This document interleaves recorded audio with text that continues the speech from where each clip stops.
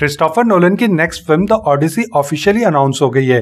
The Odyssey Homer की epic mythological adventure story the Odyssey का big screen adaptation होने वाली है। होमर की द ऑडिसी इतनी एपिक और इतनी ग्रैंड है कि इसको हमेशा से ही अनफिल्मेबल कहा गया है, क्योंकि इसका स्केल बहुत ही लार्ज है और इसमें सी एडवेंचर्स के साथ साथ माइथोलॉजिकल क्रिएचर्स और गॉड्स भी हैं।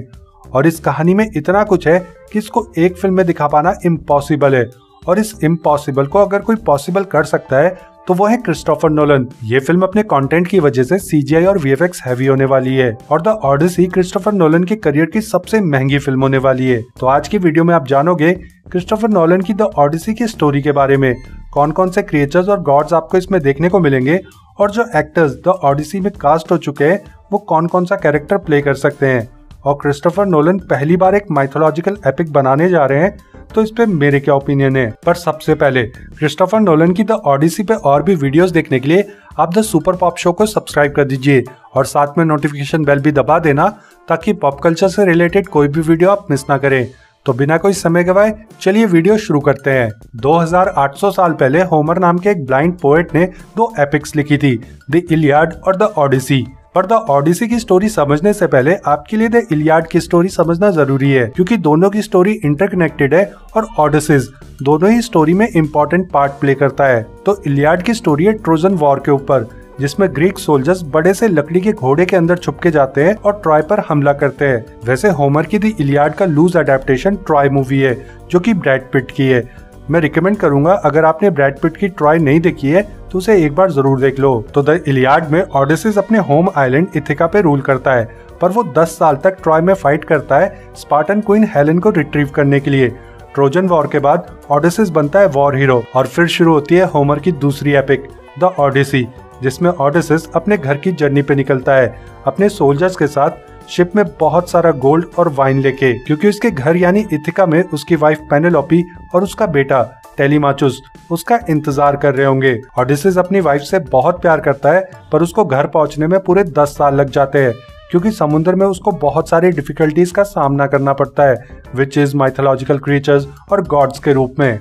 गोल्ड, वाइन और थोड़े से राशन के साथ ओडेसिस अपने सोल्जर्स के साथ शिप में इथिका के लिए निकलता है, पर आंधी तूफान के चलते वो लोग रास्ता भटक जाते हैं। फिर ओडेसिस और उसका क्रू एक छोटे से आइलैंड पे पहुंचते हैं, जहां वो ढेर सारी वाइन के बदले खाना ट्रेड करने के लिए निकलते हैं, और वहां उन्हें एक केव दिखती है और बहुत सारा मीट। तो ये लोग मीट खाने लग जाते हैं, पर इतने में केव का ओनर आता है, जो कि एक जायंट है और पोसाइडन का बेटा है। पोसाइडन जो कि एक देवता है। अब पोसाइडन का बेटा इस बात से अनजान है कि ये लोग वाइन ट्रेड करके खाना लेने आए हैं, तो वो ओडेसिस के 2 सोल्जर्स को अपने हाथ से कुचलकर मार देता है। फिर इतने में ओडेसिस उस जायंट को यानी पॉलीफीमस को वाइन दिखाता है और उसको ढेर सारी वाइन पिलाता है।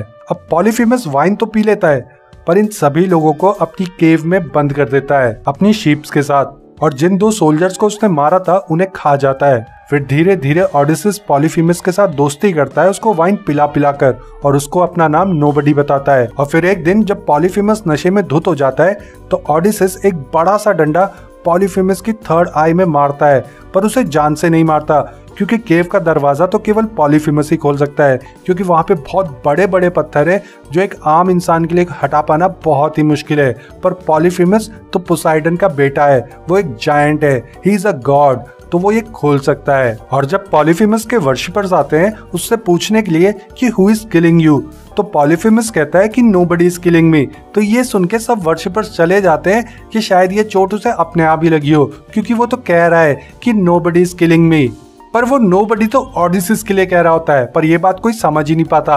अब पॉलीफीमस देख नहीं सकता क्योंकि वो अंधा हो चुका है, तो वो दरवाजे पे खड़ा रहता है और हर एक शीप को जो है बाहर जाते हुए छूकर महसूस करता है कि कहीं शीप की जगह कोई सोल्जर ना बाहर निकल जाए। तो ओडेसिस और उसके सोल्जर शीप को अपने ऊपर रखते हैं और खुद नीचे नीचे जमीन में रेंगते रेंगते दरवाजे से बाहर निकल जाते हैं शीप्स के साथ, और फिर वो पहुंच जाते हैं अपनी शिप में। और वहां पे ओडेसिस एक बेवकूफी कर देता है, वो पॉलीफीमस को बता देता है कि my name is not nobody, I am a Trojan war hero Odysseus. इसलिए जब भी ओडेसिस की शिप इथाका के पास पहुंचने लगती है, तो पॉलीफीमस के पिता यानी पोसाइडन जो कि एक देवता है, वो समुद्र में तूफान ला देते हैं और ओडिसस रास्ता भटक जाता है। वैसे ऐसा कहा गया है कि ओडिसस ने वॉर के वक्त पोसाइडन के टेम्पल को तहस नहस कर दिया था, इसलिए उसको देवता का प्रकोप झेलना पड़ा और फिर वो सैक्रिफाइस करके पोसाइडन को प्रसन्न करके अपने घर पहुंच पाता है। फिर ओडिसस और उसके सोल्जर्स की मुलाकात सर्सी द विच से होती है, जो कि सन गॉड हेलियोस की बेटी है और बला की खूबसूरत है। वो सबको बहुत सारा खाना खिलाती है और वाइन भी पिलाती है, पर खाने में एक स्पेल कर देती है कि जो भी उस पे या उसके गोल्ड पे बुरी नजर डालेगा वो पिग बन जाएगा। और अगले ही दिन ओडिसिस के सारे सोल्जर्स पिग बन जाते हैं। तो ओडिसिस अपने सोल्जर्स को सर्सी के मैजिक से बचाता है और फिर इस एडवेंचर में उसका नेक्स्ट सामना साइरेंस से होता है, जो बहुत ही सुंदर है और सुरीली आवाज में गाना गाती हैं। और जो भी मॉडल उनकी आवाज सुनते हैं वो उन पे मोहित हो जाते हैं और वो हमेशा के लिए उनको अपना कैदी बना लेती हैं और वो कभी जिंदा नहीं बच पाते। अब साइरेंस को ये श्राप मिला होता है कि अगर कोई मॉडल उनकी आवाज सुन के भी उनसे बच के निकल गया तो वो खुद का गला काट लेंगी और अपने जीवन से मुक्त हो जाएंगी। और अब ओडिसस भी कई सारे माइथोलॉजिकल क्रिएचर्स का सामना कर चुका है, तो उसे भी चीजें समझ में आने लगी हैं। तो वो अपने सोल्जर्स के कान में वैक्स डलवा देता है ताकि उन्हें कोई भी आवाज सुनाई ना दे और कहता है कि मुझे शिप से बांध दो, रस्सी से, वो भी टाइट से, और चाहे मैं कुछ भी कहूँ, चाहे कुछ भी हो जाए, ये रस्सी मत खोलना। अगर हमें यहाँ से जिंदा निकलना है तो मैं बंधा हुआ ही रहना चाहिए, तभी हम यहाँ से निकल सकते हैं। और फिर जब ओडिसिस का शिप साइरन के नजदीक होकर गुजरता है, और क्योंकि ओडिसिस भले ही साइरेंस की आवाज सुन सकता है पर उसके हाथ शिप से बंधे हुए हैं, वो वहां से जा नहीं सकता उनके पास। तो श्राप के मुताबिक साइरेंस अपना गला काट लेती हैं और खुद की जान ले लेती हैं। और फिर तूफान में जब ओडिसिस की शिप टूट जाती है तो टाइटन एटलस की बहुत ही खूबसूरत बेटी कैलिप्सो ओडिसिस की जान बचाती है और उसके प्यार में दीवानी हो जाती है और ओडिसिस को अपने साथ आइलैंड पे रहने के लिए कहती है और ओडिसिस को इमॉर्टल बनने का मौका भी देती है। पर ओडिसिस तो अपनी बीवी पेनेलोपी से बहुत ही ज्यादा प्यार करता है, तो वो इस मौके को ठुकरा देता है। और फिर फाइनली जब ओडिसिस अपने घर इथका पहुंचता है तो देखता है कि उसकी बीवी का स्वयंवर हो रहा है।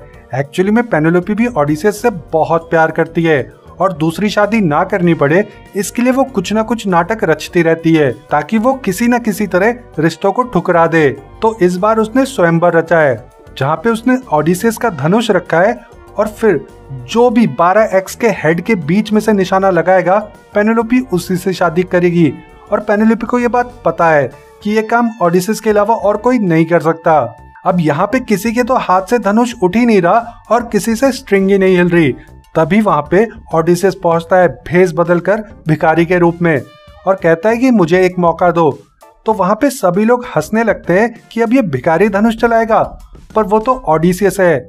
वो धनुष उठाता है और 12 एक्सिस के हेड्स के बीच में से निशाना लगाता है और उसके बाद स्वयंवर में आए हुए जितने भी पार्टिसिपेंट्स हैं उनको भी मार देता है और पेनेलोपी से कहता है कि मैं ही ओडिसियस हूँ। तो पेनेलोपी कहती है कि अगर तुम ओडिसियस हो तो हमारे बेड को खिसका के दिखाओ। अब ये बात केवल ओडिसियस को ही पता है कि इस बेड को खिसकाया नहीं जा सकता, क्योंकि जो पोल से ये बेड अटैच्ड है वो पोल नहीं है बल्कि एक ट्री है और ओडिसियस ने वो बेड अपनी वाइफ के लिए बनाया था ताकि इस बेड को कोई कभी ना खिसका सके और वो हमेशा उसी बेड पे सोए अपनी वाइफ के साथ। तो ओडिसियस आंखों में आंसू लिए घुटनों के बल बैठ जाता है और पेनेलोपी से कहता है कि नहीं, मैं इस बेड को नहीं खिसका सकता।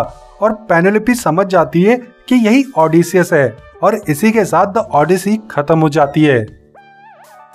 ऑफिशियली कुछ एक्टर्स तो कास्ट हो गए हैं क्रिस्टोफर नोलन की द ओडिसी में, जैसे कि Matt Damon, Tom Holland, Anne Hathaway, Zendaya, Charlize Theron, Lupita Nyong'o और रॉबर्ट पैटिसन। तो हमें लगता है मैट डेमन प्ले करेंगे ओडिसियस का रोल और टॉम हॉलैंड बनेंगे उनके बेटे टेलीमाचुस, एनी हैथवे बनेंगी उनकी वाइफ पेनेलोपी, जेंडाया बनेंगी एथीना और चार्ली थेरोन्स एज सर्सी और पैटिसन बनेंगे पोसाइडन। वैसे आपको क्या लगता है इस कास्ट में से कौन सा कैरेक्टर क्या प्ले करने वाला है? अपने ओपिनियन जरूर बताना कॉमेंट्स में।